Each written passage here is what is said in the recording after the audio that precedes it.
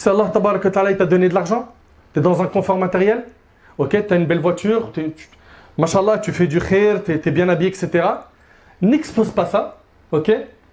Fais tes afkars, lis tes invocations du matin et du soir, les invocations qui ont été enseignées par notre bien-aimé alayhi salatu wassalam.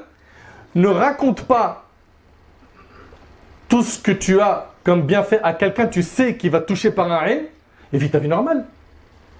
Vis ta vie normale. Ok? Donc comprenez bien, Allah yabarik fikum, qu'il y a un juste milieu à adopter dans toute chose. Donc le dhikr, ça te protège. Ok? Les invocations du matin et du soir. Le matin et le soir, subhanallah, vous avez tous aujourd'hui un smartphone. La plupart, vous en avez un. Ok? Et ceux qui n'en ont pas, vous avez la citadelle du musulman. Dans le smartphone, tu as l'application la citadelle du musulman. Tu vois les invocations, tu en as une vingtaine à dire le matin et le soir.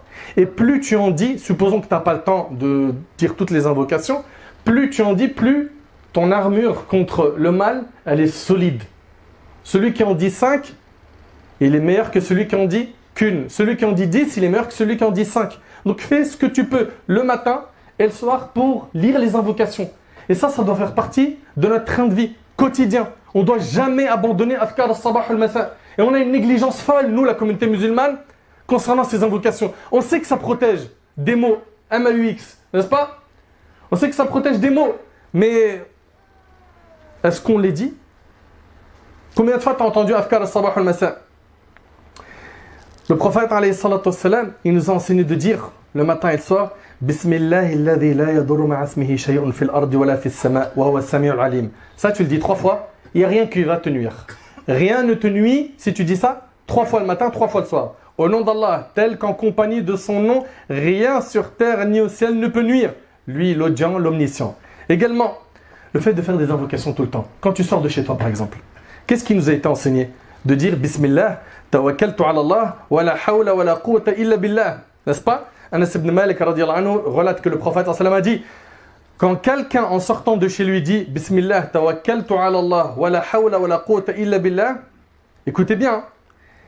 Donc ce qui signifie au nom d'Allah, je m'en remets à Allah et il n'est de mouvement et de force que par Allah, on lui dit tu es guidé, comblé et protégé. Et le diable s'écarte de lui. Abu Daoud rahmallah ajoute, il dit, c'est-à-dire le diable à un autre diable.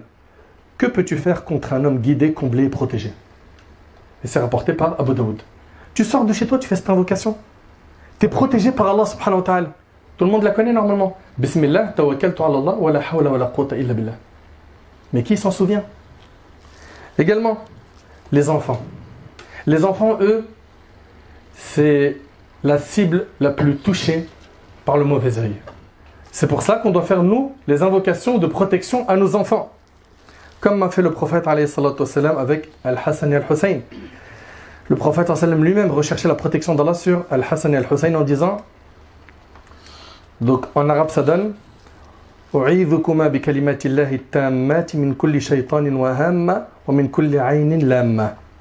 Je cherche protection pour vous auprès des paroles parfaites d'Allah contre tout démon, contre toute chose nuisible et contre tout mauvais œil. Et il disait, ainsi faisait Ibrahim alayhi salam pour Ishaq et Ismaïl. Et le hadith il est rapporté par le Bukhari.